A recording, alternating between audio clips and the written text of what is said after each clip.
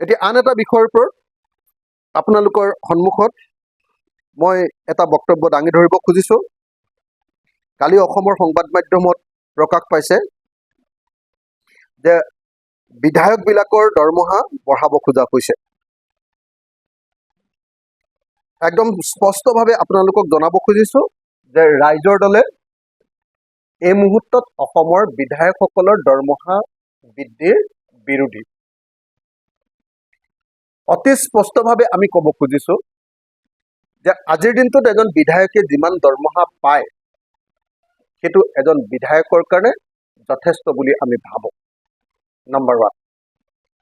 Number 2, আজিৰ দিনটোত অসমৰ এজন বিধায়কে পেঞ্চন পায় আৰু ফেমিলি পেঞ্চনো পায়, অথচ সেই বিধায়কে সেই চৰকাৰে আমি দেখিবলৈ পাইছোঁ যে চৰকাৰী চাকৰিয়ালবিলাকৰ পেঞ্চন নাইকিয়া কৰি OPSৰ ঠাইত NPS কৰাৰ ব্যৱস্থা কৰিছে।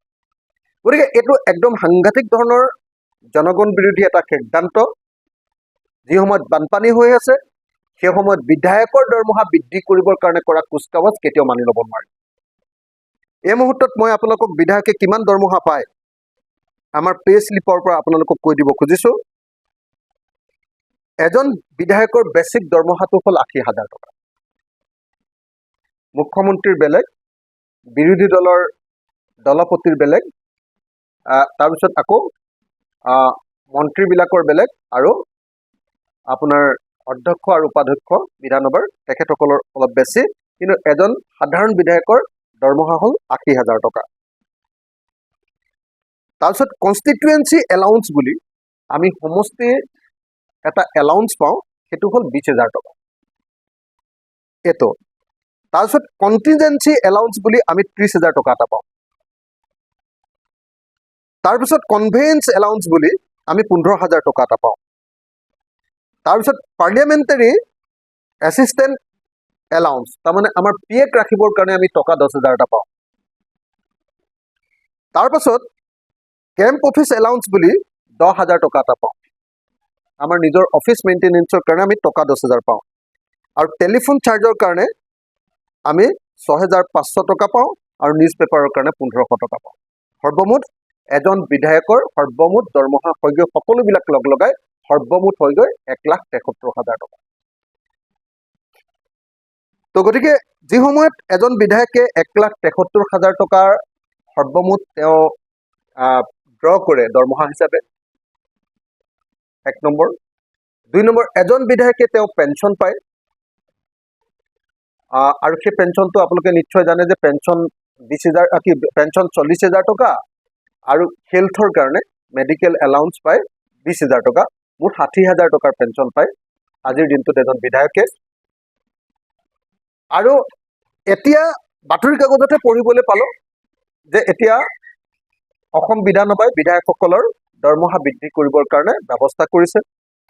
বাতৰি কাকততে খবৰ পালোঁ যে অসম বিধানসভাই, বাতৰি কাকততে খবৰ পাইছোঁ দেই, যে অসম বিধানসভাই ইতিমধ্যে অসম বিধানসভাৰ কমিটিৰ পৰা পাছ কৰি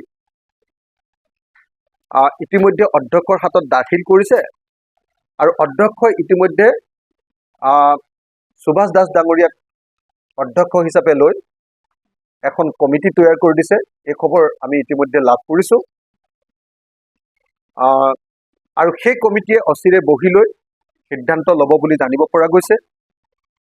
আৰু তাৰ পাছতে অসম বিধানসভাত সেই কমিটিৰ প্ৰতিবেদনৰ ভিত্তিত অসম বিধানসভাত আমাৰ যিখন এক্ট আছে দৰমহাৰ, সেই এক্টখন সংশোধন কৰি দৰমহা বৃদ্ধি কৰিবৰ কাৰণে ব্যৱস্থা লোৱা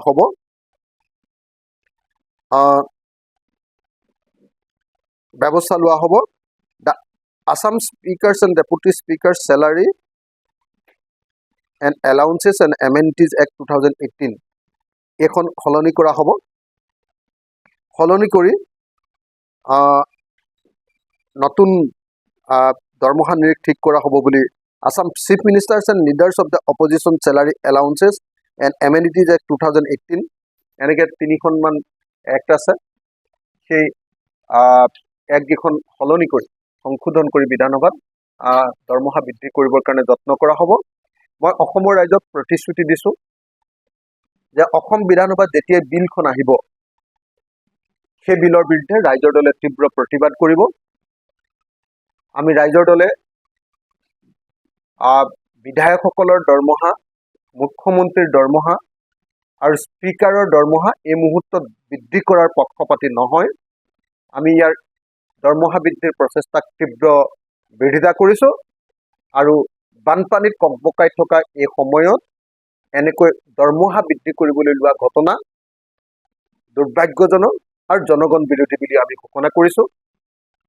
আৰু একেটা সময়তে আমি ক'ব খুজিছোঁ যে যি সময়ত অসম চৰকাৰে, ভাৰত চৰকাৰে অসমৰ কৰ্মচাৰীবিলাকৰ পেঞ্চন নিদিবৰ কাৰণে সিদ্ধান্ত লৈছে, নতুন পেঞ্চন স্কিমলৈ আহি গৈছে। এতিয়া কোনো স্থায়ী পেঞ্চন, পুৰণি পেঞ্চন ব্যৱস্থা নাই। অথচ এজন কৰ্মচাৰীয়ে অতি কমেও 20 বছৰ, 25 বছৰ, 35 বছৰ চাকৰি কৰে। আমি 5 বছৰৰ কাৰণে কেৱল MLA হওঁ, কোনোবাই 2বাৰ 3বাৰ হয়, সেইটো বেলেগ কথা। কিন্তু আমাৰ কাৰ্যকাল 5 বছৰীয়া। আমি এই 5 বছৰীয়া কাৰ্যকালত এজন চাকৰিয়ালতকৈ দৰমহাও বেছিকৈ পাওঁ আৰু তাৰ পাছত গোটেই জীৱনৰ কাৰণে আমি পেঞ্চন আৰু ফেমিলি পেঞ্চনো পাওঁ। এতিয়া যদি এজন কৰ্মচাৰীক আমি পেঞ্চন নিদিওঁ, সেই বিধায়কজনে কেনেকৈ আমি আমাৰ ফেমিলি পেঞ্চনো ল'ব পাৰোঁ আৰু কেনেকৈ আমি বাৰম্বাৰ পেঞ্চন বৃদ্ধি কৰি থাকিব পাৰোঁ। সমগ্ৰ অসমৰ শাক পাচলিৰ বজাৰখন এতিয়া বাহিৰৰ ৰাজ্যৰ পৰা অহা পাচলিৰে ভৰ্তি হৈ গৈছে। আৰু বিশেষভাৱে এই সময়ত বানপানী হোৱাৰ লগে লগে বহিৰাজ্যৰ বেপাৰীবিলাকে বিশেষ সুযোগ গ্ৰহণ কৰি অসমৰ সকলোবিলাক বজাৰ, বিশেষকৈ গুৱাহাটীৰ বজাৰখন এতিয়া বহিৰাজ্যৰ পাচলিয়ে ভৰ্তি কৰি পেলাইছে। অসমৰ মুখ্যমন্ত্ৰীক আগতে কোৱা শুনিছিলোঁ যে ইয়াৰ ওপৰত টাস্ক ফ'ৰ্চ গঠন কৰা হ'ব, একশ্যন লোৱা হ'ব, ইনস্পেকশ্যন কৰা হ'ব, ব্যৱস্থা লোৱা হ'ব। কিন্তু দুৰ্ভাগ্যৰ কথা যে অসমৰ মুখ্যমন্ত্ৰীৰ সেই একশ্যন আমি এতিয়ালৈকে দেখা নাপাওঁ। যেনেকৈ বহিৰাজ্যৰ গামোচাৰে আমাৰ অসমখন ভৰ্তি হৈ আছে, এতিয়াও মেচিনৰ গামোচাৰে আমাৰ অসমখন ভৰ্তি হৈ আছে। ঠিক তেনেকৈ বাহিৰৰ শ্বিলঙৰে হওক বা অন্য ঠাইৰে হওক, বহিৰাজ্যৰ পাচলিৰে এতিয়া সমগ্ৰ অসমখন গ্ৰাস কৰি পেলাইছে। গতিকে অচিৰে বহিৰাজ্যৰ পৰা অহা পাচলিৰ পৰিমাণ তাৰ ওপৰত বাধা নিষেধ আৰোপ কৰিবৰ কাৰণে অসমৰ থলুৱা খেতিয়কবিলাকক মাধমাৰ নিদি অসমৰ থলুৱা খেতিয়কবিলাকৰ পাচলি বজাৰলৈ নিয়াৰ ব্যৱস্থা গ্ৰহণ কৰিবৰ কাৰণে অসমৰ মুখ্যমন্ত্ৰীৰ ওচৰত আহ্বান জনাইছোঁ। আৰু অসমৰ মুখ্যমন্ত্ৰীয়ে প্ৰতিশ্ৰুতি দিয়া অনুসৰি টাস্ক ফ'ৰ্চ গঠন কৰি বাহিৰৰ পৰা সকলো অনাৰ যিটো ব্যৱস্থা কৰিছে সেইটোৰ ওপৰত ব্যৱস্থা গ্ৰহণ কৰিবলৈ আহ্বান জনাইছোঁ। হ'ব। আমাৰ শিৱসাগৰ চিভিল হস্পিটেলখন, শিৱসাগৰ চিভিল হস্পিটেলৰ এটা বাতৰিয়ে অতি মৰ্মাহত কৰি আছে, অতি উদ্বিগ্ন কৰিছে, অতি শংকিত কৰিছে শিৱসাগৰৰ মানুহক। আৰু শিৱসাগৰৰ মানুহ হিচাপে, মোৰ বিধায়ক হিচাপে মোকো অতি শংকিত কৰিছে, অতি লজ্জিতও কৰিছে যে শিৱসাগৰৰ জয়সাগৰ চিভিল হস্পিটেলত সঘনে কাৰেণ্ট নাথাকে, বিদ্যুৎ নাথাকে, আৰু বিদ্যুৎ নথকাৰ কাৰণে চিকিৎসা কেতিয়াবা মমৰ পোহৰত কৰিবলগীয়া পৰিস্থিতিৰ সৃষ্টি হৈছে। আচলতে শিৱসাগৰ চিভিল হস্পিটেলৰ বিল্ডিংটো ইমান পুৰণি আৰু ইমান ভাগি ছিগি গৈছে, আৰু তাৰ ইলেক্ট্ৰিফিকেশ্যনখিনিও ইমান পুৰণি যে মাজে মাজে অনবৰতে সেই ঘটনাটো ঘটি থাকে যে ইলেক্ট্ৰিচিটি ডিপাৰ্টমেণ্টেও কেতিয়াবা লোডশ্বেডিং কৰে আৰু বাৰম্বাৰ আমাৰ বিভিন্ন ফেজত বেয়াও হৈ যায়। সেইকাৰণে মই স্বাস্থ্যমন্ত্ৰী কেশৱ মহন্ত ডাঙৰীয়াক আমাৰ বিল্ডিঙৰ সম্পূৰ্ণ ৰিন'ভেশ্যনৰ কাৰণে স্মাৰকপত্ৰ প্ৰদান কৰিছিলোঁ, বিল্ডিংকেইটা নতুনকৈ বনাবৰ কাৰণে স্মাৰকপত্ৰ দিছিলোঁ, আৰু লগতে আমি ইলেক্ট্ৰিফিকেশ্যন নতুনকৈ কৰিবৰ কাৰণেও সেই সময়ত কেশৱ মহন্ত ডাঙৰীয়াক অনুৰোধ কৰিছিলোঁ। কিন্তু দুৰ্ভাগ্যবশতঃ আমাৰ পুৰণি বিল্ডিংটো দিবৰ কাৰণে কোনো ব্যৱস্থা গ্ৰহণ নকৰিলে। কিন্তু কেশৱ মহন্ত ডাঙৰীয়াই এটা কাম কৰি থৈ গ'ল চিভিলখনৰ কাৰণে, সেইটো হ'ল মই বাৰম্বাৰ লাগি থকাৰ পাছত কেশৱ মহন্ত ডাঙৰীয়াই আমাৰ চিভিল হস্পিটেলৰ কাৰণে এটা নতুন বিল্ডিং 23,75,00,000 টকা ক্ৰিটিকেল কেয়াৰ ইউনিট বুলি CCU বা CCB ক্ৰিটিকেল কেয়াৰ বিল্ডিং বুলি 23,75,00,000 টকাৰ এটা চেংচন কৰি থৈ গ'ল আৰু এতিয়া নতুন বিল্ডিংটোৰ কাৰণে ইতিমধ্যে টেণ্ডাৰিং হৈছে এতিয়ালৈকে ঠিকাদাৰক কাম দিব পৰা হোৱা নাই মাজতে নিৰ্বাচন গ'ল কাৰণে নিৰ্বাচনৰ আগত আমি টেণ্ডাৰিং কৰাই দিলোঁ বহুত লাগি ভাগি কিন্তু এতিয়ালৈকে ঠিকাদাৰক কাম দিব পৰা হোৱা নাই কিন্তু অচিৰে নতুন বিল্ডিং এটা হ'ব সেইটো কিন্তু ক্ৰিটিকেল কেয়াৰ বিল্ডিং কিন্তু দুৰ্ভাগ্যৰ বিষয় চিভিল হস্পিটেল এখনত যিটো কেঞ্চাৰ মানে চিকিৎসা হ'ব লাগে তাৰ ব্যৱস্থা কৰা নাই আমাৰ ICU যিকেইটা আছে ICU কেইটা অৱস্থা অত্যন্ত বেয়া তাৰ পাছত আটাইতকৈ ডাঙৰ আমাৰ চিভিল হস্পিটেলখনৰ গুৰুতৰ সমস্যাটো হ'ল যে আমাৰ 26 জন ডাক্তৰ লাগে একদম চেংচন পোষ্ট আছে 26 জন কিন্তু আছে মাত্ৰ ডাক্তৰ 18 জন মই ডাক্তৰ বিচাৰি বিচাৰি কেশৱ মহন্ত ডাঙৰীয়াক মানে ভৰিত ধৰিবলৈ বাকী থাকিলে 4 জন ডাক্তৰ আনিব পাৰিলোঁ কেশৱ মহন্ত ডাঙৰীয়াৰ পৰা কিন্তু 26 জন ডাক্তৰ যে লাগে সেই ব্যৱস্থাটো এতিয়ালৈকে কৰিব নোৱাৰে গতিকে চিভিল হস্পিটেলৰ সাৰ্ভিসটো আমি আশা কৰা মতে উন্নত নহয় এতিয়া নতুন স্বাস্থ্যমন্ত্ৰী আহিছে অসমৰ মুখ্যমন্ত্ৰী এতিয়া স্বাস্থ্যমন্ত্ৰী বানপানী যোৱাৰ লগে লগে এবাৰ গুৱাহাটীলৈ গ'লেই মই যোৱা 2 তাৰিখৰ পৰা শিৱসাগৰতে আছো এবাৰ যোৱা 2 তাৰিখ মানে আপোনাৰ আগৰ মাহৰ 2 তাৰিখ একদম ইলেকশ্যনৰ ৰিজাল্ট দিয়াৰ 2 তাৰিখৰ পৰা মই শিৱসাগৰতে আছো শিৱসাগৰৰ পৰাই ইয়াতে ঘূৰি আছো গুৱাহাটীলৈ যোৱাই নাই নিশ্চিতভাৱে অসমৰ মুখ্যমন্ত্ৰীক সাক্ষাৎ কৰি আমি শিৱসাগৰ চিভিল হস্পিটেলখনৰ এই দুৰৱস্থাৰ কথা জনাম আৰু তেখেতে জানে নিজে আগত স্বাস্থ্যমন্ত্ৰী আছিলে আৰু এইটো বৰ দুৰ্ভাগ্যজনক কথা যে অসমৰ স্বাস্থ্যমন্ত্ৰী 10 বছৰমান তেখেত আছিলে কিন্তু অসমৰ কোনো চিভিল হস্পিটেলৰ ইনফ্ৰাষ্ট্ৰাকচাৰ হিমন্ত বিশ্ব শৰ্মাৰ দিনতো বৃদ্ধি কৰিব নোৱাৰিলে ডাক্তৰৰ পৰিমাণো বৃদ্ধি কৰিব নোৱাৰিলে আৰু সাৰ্ভিসো উন্নত কৰিব নোৱাৰিলে হিমন্ত বিশ্ব শৰ্মাৰ দিনত গোটেই অসমৰ গোটেই চিভিল হস্পিটেলবিলাক কুঁৱলী গ'ল তেওঁ যেতিয়া স্বাস্থ্যমন্ত্ৰী আছিলে তাৰপিছত কেশৱ মহন্তৰ দিনততো তাতকৈও বেয়া হৈ গুচি গ'ল আৰু এতিয়া আকৌ স্বাস্থ্য বিভাগটো হিমন্ত বিশ্ব শৰ্মা ডাঙৰীয়াই লৈছে গতিকে আমি দাবী হ'ল যে অচিৰে চিভিল হস্পিটেলৰ যিটো পুৰণি বিল্ডিং আছে সেইটো মেৰামতি কৰি তাৰ কাৰণে এটা ফাণ্ড দি তাৰ ইলেক্ট্ৰিফিকেশ্যনখিনি নতুন কৰি আৰু ICUখিনি আমাক সম্পূৰ্ণ কৰি দিয়াৰ ব্যৱস্থা কৰিব লাগে নাম্বাৰ 1 নাম্বাৰ 2 আটাইতকৈ ডাঙৰ কথাটো হ'ল ডাক্তৰ নতুনকৈ দিয়াৰ ব্যৱস্থা গ্ৰহণ কৰিব লাগে অত্যন্ত কম ডাক্তৰে আমাৰ চিভিল হস্পিটেলখন চলি আছে কৰ্মচাৰী নাৰ্ছকে ধৰি সকলো কৰ্মচাৰীৰ পৰিমাণ কম গতিকে সেইটো বৃদ্ধি কৰিব লাগে এই দাবীকেইটা আমি এই মুহূৰ্তত উত্থাপন কৰিলোঁ আৰু আশা কৰোঁ যে অসমৰ মুখ্যমন্ত্ৰী তথা স্বাস্থ্যমন্ত্ৰীয়ে অচিৰে শিৱসাগৰ চিভিল হস্পিটেলত আজিৰ দিনটোত মমৰ পোহৰত চিকিৎসা কৰি থাকিবলগীয়া এই পুৰণিকলীয়া ব্যৱস্থাটো নাইকিয়া কৰিবৰ কাৰণে বিহিত ব্যৱস্থা গ্ৰহণ কৰে অসমৰ চাকৰিৰ ক্ষেত্ৰত সেয়া কলেজ শিক্ষকেই হওক অথবা কলেজৰ 3য় শ্ৰেণীৰ পোষ্টেই হওক বা 4ৰ্থ শ্ৰেণীৰ পোষ্টেই হওক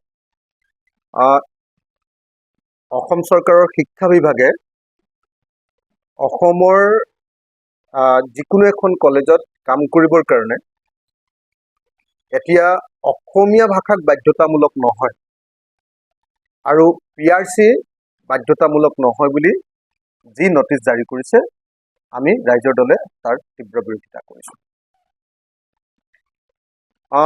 এইটো হ'ল আপোনালোকে সকলোৱে জানে যে বিজেপি দলৰ এনে ক্ৰমান্বয়ে আমাৰ অসমীয়া জাতিটোক গ্ৰাস কৰাৰ এটা প্ৰচেষ্টা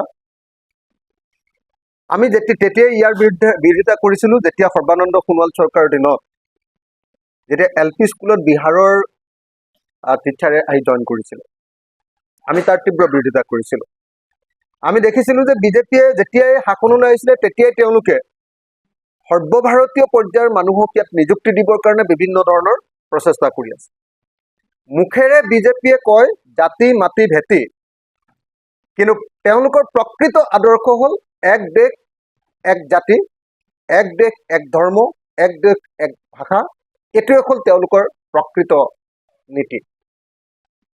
তেওঁলোকৰ এক দেশ এক জাতি, এক দেশ এক ধৰ্ম, এক দেশ এক ভাষা, অৰ্থাৎ ভাৰতবৰ্ষৰ যি বিচিত্ৰ ভাষা, ভাৰতবৰ্ষৰ বিভিন্ন জাতি জনগোষ্ঠীৰ যি বৈচিত্ৰ্য, সেই বৈচিত্ৰ্যক অস্বীকাৰ কৰাৰ যি নীতি, সেই নীতি প্ৰতিফলিত কৰি আজি জাতি মাতি ভেটিৰ কথা কোৱা ভুৱা শ্লোগান দিয়া বিজেপিয়ে আজি এনেকৈ অসমৰ চাকৰিসমূহত অসমীয়া মানুহ হলেহে বা অসমত স্থায়ীভাৱে বসবাস কৰিলেহে চাকৰি পাব, এই চৰ্ত এতিয়া বিলোপ কৰি দিছে। আমি বিজেপিক দাবী উত্থাপন কৰিছো, আমি বিজেপি চৰকাৰক দাবী উত্থাপন কৰিছো, যাতে কোনো পধ্যে যাতে অসমৰ স্থায়ী বাসিন্দাৰ প্ৰমাণ পত্ৰ নোহোৱাকে অসমত কেতিয়াও কোনো কলেজ শিক্ষকক নিযুক্তি দিয়া নহয়, কোনো কলেজৰ তৃতীয় শ্ৰেণীৰ পোষ্টত যাতে নিযুক্তি দিয়া নহয়, চতুৰ্থ শ্ৰেণীৰ পোষ্টত নিযুক্তি দিয়া নহয়, আৰু অসমৰ কোনো চাকৰিতে যাতে PRC নোহোৱাকৈ কেতিয়াও যাতে নিযুক্তি দিয়া নহয়। ৰাজ্য চৰকাৰৰ সকলো চাকৰিতে অসমৰ স্থায়ী বাসিন্দাৰ প্ৰমাণ পত্ৰ বাধ্যতামূলক কৰিবৰ কাৰণে আমি দাবী উত্থাপন কৰিছো। যি সময়ত অসমৰ ৰাইজে দাবী উত্থাপন কৰি আছে যে কেন্দ্ৰীয় চৰকাৰৰ চাকৰিসমূহত অসমৰ স্থানীয় প্ৰাৰ্থীকে নিযুক্তি প্ৰদান কৰিব লাগে, যি সময়ত অসমৰ মানুহে দাবী উত্থাপন কৰি আছে যে তৃতীয় শ্ৰেণী আৰু চতুৰ্থ শ্ৰেণীৰ চাকৰি, কেন্দ্ৰীয় চৰকাৰৰ চাকৰি অসমৰ মানুহৰ কাৰণে সংৰক্ষিত হ'ব লাগে, অসমীয়াৰ কাৰণে সংৰক্ষিত হ'ব লাগে, সেই সময়ত বিজেপিয়ে জাতি মাটি আৰু ভেটিৰ কথা কয়, সেই বিজেপিয়ে অসমৰ ৰাজ্যিক চৰকাৰৰ কেইটামান চাকৰিও এতিয়া সামান্য কেইটামান চাকৰি ওলাই সেই চাকৰিবিলাকো সৰ্বভাৰতীয় পৰ্যায়ত কৰি দিবৰ কাৰণে এনেকৈ অসমৰ স্থায়ী বাসিন্দাৰ প্ৰমাণ পত্ৰ নাইকিয়া কৰি দিয়াৰ ব্যৱস্থা কৰা। এইটো অসমীয়া জাতিৰ প্ৰতি অন্যায়, এইটো সমগ্ৰ অসমীয়া জাতিৰ প্ৰতি এটা ঐতিহাসিক অন্যায়, আৰু আমি এই ঐতিহাসিক অন্যায় কেতিয়াও হ'বলৈ নিদিওঁ। ইয়াৰ বিৰুদ্ধে ৰাইজৰ দলে প্ৰতিবাদ সাব্যস্ত কৰিব, আৰু একেলগতে ইয়াৰ বিৰুদ্ধে ৰাইজৰ দলৰ বিধায়ক হিচাপে আমি অসম বিধানসভাত তীব্ৰ প্ৰতিবাদ কৰিম। মই অসম চৰকাৰক দাবী উত্থাপন কৰিছো যে 48 ঘণ্টাৰ ভিতৰত অসম চৰকাৰে 48 ঘণ্টাৰ ভিতৰত অসমৰ মুখ্যমন্ত্ৰীয়ে অসমৰ ৰাজ্যিক চৰকাৰখনৰ চাকৰিৰ পদত স্থায়ী বাসিন্দাৰ প্ৰমাণ পত্ৰ নোহোৱাকৈ কোনো বাহিৰৰ মানুহক নিযুক্তি দিয়া নহয় বুলি ঘোষণা কৰিব লাগে। লগতে অসমীয়া ভাষা বাধ্যতামূলক কৰা, ভাৰ্নেকুলাৰ লেংগুৱেজত যি বাধ্যতামূলকভাৱে দক্ষতা থাকিব লাগে, সেই বাধ্যতামূলক দক্ষতাৰ কথাটো অসম চৰকাৰে পুনৰ ব্যৱস্থা কৰিব লাগে। এই দুইটা ব্যৱস্থা গ্ৰহণ নকৰাকৈ জাতি মাটি ভেটিৰ কথা কোৱা চৰকাৰে যদি তাৰ ঠিক ওলোটাটো কৰিবলৈ গৈ এক দেশ এক ধৰ্ম, এক দেশ এক জাতি, এক দেশ এক ভাষা, এক দেশ এক চাকৰি, এই ব্যৱস্থা কৰিবলৈ গৈ যদি অসমীয়া মানুহৰ মন বুৰত মাৰ দিব খোজে, তেতিয়াহ'লে কেতিয়াও মানি লোৱা নহ'ব। ইয়াৰ বিৰুদ্ধে প্ৰবল প্ৰতিবাদ হ'ব লাগে। মই সমগ্ৰ অসমৰ সকলো জাতীয় সংগঠনক, সমগ্ৰ অসমৰ প্ৰত্যেকজন যুৱকক, সমগ্ৰ অসমৰ চাকৰি প্ৰাৰ্থীসকলক আৰু সমগ্ৰ অসমৰ ৰাইজক সকলোকে বিনম্ৰভাৱে অনুৰোধ জনাইছো যে অসম চৰকাৰৰ অসমীয়া জাতিৰ ওপৰত মাৰিব খোজা এই শেষ গজালটোৰ বিৰুদ্ধে সকলোৱে দৃঢ়তাৰে প্ৰতিবাদ সাব্যস্ত কৰিব লাগে। অসম বিধানসভাত অচিৰে যদি অসমৰ বিধায়কবিলাকৰ দৰমহা বঢ়াব লাগে, অসমৰ সকলো কৰ্মচাৰীৰ দৰমহা বঢ়াব লাগে, আৰু অসমৰ বিধায়কসকলৰ পেঞ্চন যদি বৃদ্ধি কৰিব লাগে, অসমৰ সকলো কৰ্মচাৰীৰ পেঞ্চন বৃদ্ধি কৰিব লাগে, আৰু অসম চৰকাৰে অন্যান্য মানুহৰ ধৰক অৰুণোদয় আঁচনিত পইচা দিয়ে, অৰুণোদয় আঁচনিত 1250 টকা দিয়ে, সেইটো বৃদ্ধি কৰিব লাগে। তেতিয়াহ'লে বৃদ্ধ পেঞ্চন মাত্ৰ 250 টকা দিয়ে, সেইটোও বৃদ্ধি কৰিব লাগে। বিধৱা পেঞ্চন মাত্ৰ 300 টকা দিয়ে, সেইটোও বৃদ্ধি কৰিব লাগে। অংগনবাদী কৰ্মীবিলাকে কিমান কম পইচা পায় আপোনালোকে সকলোৱে জানে। আশা কৰ্মীবিলাকে কিমান পইচা কম পায়, তাৰপিছত আপোনাৰ ৰান্ধনীবিলাকে কিমান কম পইচা পায়। তেওঁলোকক আমি ভাতে মাৰিছো, তেওঁলোকক আমি নেখাই নুবুৱাই শুকুৱাই ৰাখিছো, অথচ আমাৰ জনপ্ৰতিনিধিবিলাকে কেৱল দৰমহা বৃদ্ধিৰ কথা চিন্তা কৰে। আৰু আমিতো ৰাইজৰ সেৱা দৰমহাৰ কাৰণে কৰিবলৈ অহা নাই। দৰমহা লোৱা কথাটোৱে আচলতে বিষ অধিক। আমি ৰাইজৰ সেৱা কৰিবলৈ আহিছো, এইটো আমাৰ ছ'চিয়েল চাৰ্ভিচ। ছ'চিয়েল ছাৰ্ভিচ কৰিবলৈ আহোঁতে এটা দৰমহা লোৱাৰ ব্যৱস্থা কৰি দিয়া হৈছে, কিন্তু সেইটো বাৰম্বাৰ বৃদ্ধি কৰি, আৰু তাকো বানপানীৰ সময়ত, তাকো যি সময়ত আন সকলো কৰ্মচাৰীক আমি পেঞ্চনটো নাইকিয়া কৰি দিছোঁ, সেই সময়ত আকৌ আমাৰ পেঞ্চন বৃদ্ধি কৰিবৰ কাৰণে ব্যৱস্থা লোৱাটো নিশ্চিতভাৱে জনগণ বিৰোধী সিদ্ধান্ত, নিশ্চিতভাৱে অনৈতিক সিদ্ধান্ত, নিশ্চিতভাৱে এইটো মানি ল'ব পৰা সিদ্ধান্ত নহয়। আৰু সেইকাৰণে আমি ৰাইজৰ দলে বিধায়কসকলৰ দৰমহা, মুখ্যমন্ত্ৰীৰ দৰমহা, মন্ত্ৰীসকলৰ দৰমহা আৰু স্পীকাৰ আৰু ডেপুটি স্পীকাৰৰ দৰমহা বৃদ্ধি কৰিবলৈ লোৱা সিদ্ধান্তৰ তীব্ৰ বিৰোধিতা কৰিছোঁ। আৰু বিধায়ক হিচাপে অসম বিধানসভাতো ইয়াৰ বিৰুদ্ধে প্ৰবল প্ৰতিবাদ গঢ়ি তোলা হ'ব, এই কথাও অসমবাসী ৰাইজক আমি প্ৰতিশ্ৰুতি দিছোঁ। এতিয়া স্থানীয় সৰু সৰু দুটা বিষয় আপোনালোকক, বাতৰি কাগজসমূহত এটা খবৰ আহিছে যে আমাৰ শিৱসাগৰ জলসিঞ্চন বিভাগত এটা কেলেংকাৰী হৈছে। মই বাতৰিটো পঢ়ি দিছোঁ, অসমীয়া প্ৰতিদিনখনকে হাতত আহিছে, এইখনকে পঢ়ি দিছোঁ। মন্ত্ৰী অশোক সিংহলৰ বিভাগত ব্যাপক দুৰ্নীতি। শিৱসাগৰত ভুৱা বেংক গেৰাণ্টিৰে জলসিঞ্চনৰ 19 কোটি লুট ঠিকাদাৰী প্ৰতিষ্ঠানৰ। ধনসিঞ্চনত পৰিণত শৰ্মা চৰকাৰৰ জলসিঞ্চন বিভাগ। তথ্য সমৃদ্ধ অভিযোগ পোৱাৰ পাছতো নিৰ্বিকাৰ বিভাগীয় মন্ত্ৰী বৰমূৰীয়া। আপোনালোকে সকলোৱে জানে যে অসমৰ জলসিঞ্চন বিভাগটো এটা মৃত বিভাগ। আপোনালোক সকলোৱে জানে যে অসমৰ জলসিঞ্চন বিভাগে আচলতে কাৰ্যত কোনো পথাৰতে এক টোপালো পানী দিব নোৱাৰে। কাৰ্যত বুলি এইকাৰণে কৈছোঁ যে বাৰিষা দিনত অলপ পানী দিব পাৰে, বাৰিষা দিনত আমাক পানী নালাগে যি সময়ত, কিন্তু খৰালি কালত যি সময়ত আমি কঠীয়া পাৰিব লাগে সেই সময়ত তেওঁলোকে আমাক পানী দিব নোৱাৰে। আৰু বাকী বড়ো খেতি বা আহু খেতিৰ সময়তো জলসিঞ্চন বিভাগে এক টোপাল পানীও অসমৰ ক'তো দিব নোৱাৰে। যিটো ডিপাৰ্টমেণ্ট নিজে এটা বগা হাতী, যিটো ডিপাৰ্টমেণ্টে মানুহৰ কোনো কাম কৰিব নোৱাৰে, সেই ডিপাৰ্টমেণ্টত মোৰ শিৱসাগৰতো এক টোপালো পানী দিব নোৱাৰে জলসিঞ্চন ডিপাৰ্টমেণ্টে। আমাৰ শিৱসাগৰ সমষ্টিটো দিব নোৱাৰে। সেই শিৱসাগৰৰ পৰা যদি 19 কোটি টকা ঠিকাদাৰী প্ৰতিষ্ঠানে লুট কৰিব খোজে, তেতিয়াহ'লে সেইটো কি মানি ল'ম বুলি ভবা গৈছে নেকি কোনোবাই? মই এই মুহূৰ্তত অসমৰ মুখ্যমন্ত্ৰী ডাঙৰীয়াক অনুৰোধ জনাইছোঁ যে অচিৰেই আমাৰ অন্তত শিৱসাগৰত হোৱা এই জলসিঞ্চনৰ লুণ্ঠন, 19 কোটি টকাৰ লুণ্ঠনৰ ওপৰত CBI তদন্ত ঘোষণা কৰক। মই জলসিঞ্চন বিভাগৰ মন্ত্ৰী অশোক সিংঘল ডাঙৰীয়া, জলসিঞ্চন বিভাগৰ চিফ ইঞ্জিনিয়াৰ,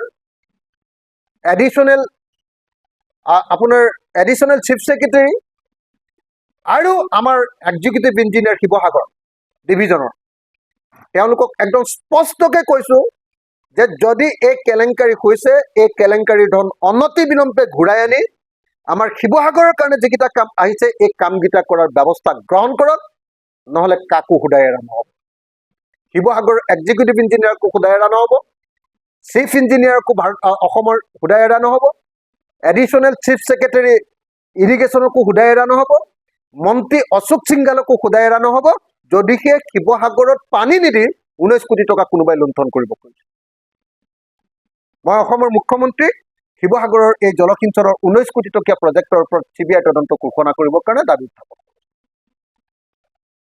আৰু এটা কথা ক'বলগীয়া আছে চমুকে,